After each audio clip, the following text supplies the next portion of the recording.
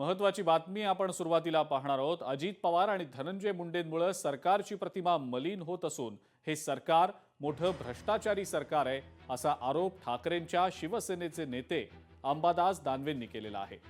इतकंच नाही तर सरकार भ्रष्टाचाऱ्यांना पाठीशी घालत असून सगळे भ्रष्टाचारी भाजपात जात आहेत असा आरोप सुद्धा अंबादास दानवेंनी केलेला आहे।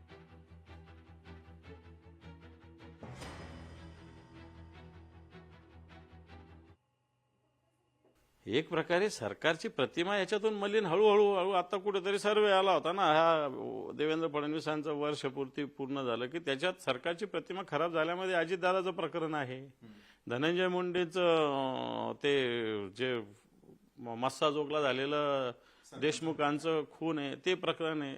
सरकारची प्रतिमा खराब होत असते ना, सरकार भ्रष्टाचारांचं सपोर्ट करते, भ्रष्टाचारांना पाठीशी घालतंय सरकार।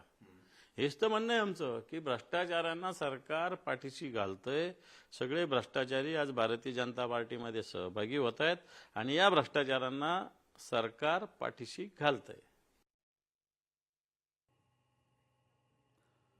लोकशाही मराठीचे मॅनेजिंग एडिटर विशाल पाटील यांनी अंबादास दानवेंची घेतलेली ही सविस्तर मुलाखत तुम्ही पाहू शकता क्रॉस फायर या आमच्या विशेष कार्यक्रमामध्ये आज रात्री 7:56